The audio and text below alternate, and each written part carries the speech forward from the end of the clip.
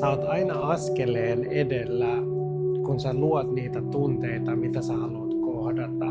Eli sen sijaan, että sä odotat jotain tai sulla on odotuksia ja haluat saada jotain selkeyttä itsellesi, koska mulle tällä hetkellä ainoa selvä asia, jonka mä haluan kokea, on se, että mua on olemassa.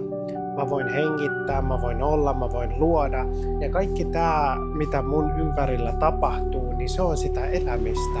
Se on sitä joka hetkistä elämistä, kokemista, tunnustamista.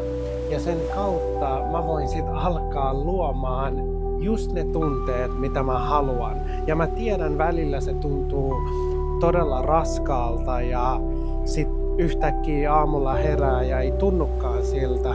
Mutta niin kauan kun sä voit muistuttaa itseäsi, että sä voit aina luoda, kukaan ei rajoita sua luomasta, kukaan ei rajoita sua tuntemasta. Ja jos sä voit aina palata siihen sun omaan tunteeseen, niin sen kautta sä saat varmuutta, että sä oot edelleen täällä luomassa. Sä oot edelleen menossa kohti niitä tunteita, mitä sä loit.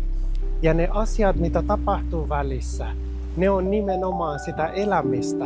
Ja jos sä et sitä elä, niin mitä väliä sillä lopputuloksella siellä jossain harmaassa tulevaisuudessa on, kun sä et voi nauttia niistä joka hetkisistä olemisistasi.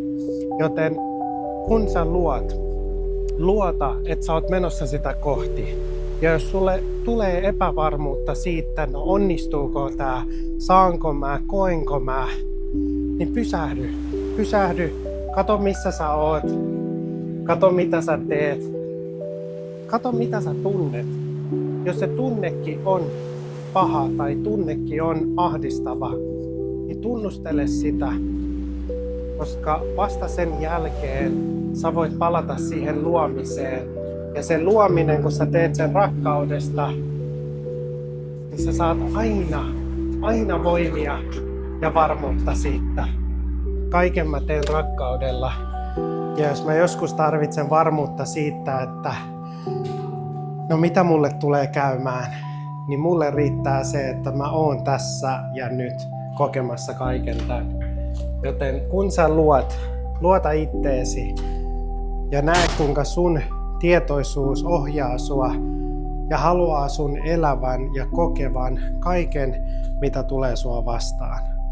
Joten luodaan, luotetaan ja ollaan tässä hetkessä. Wow.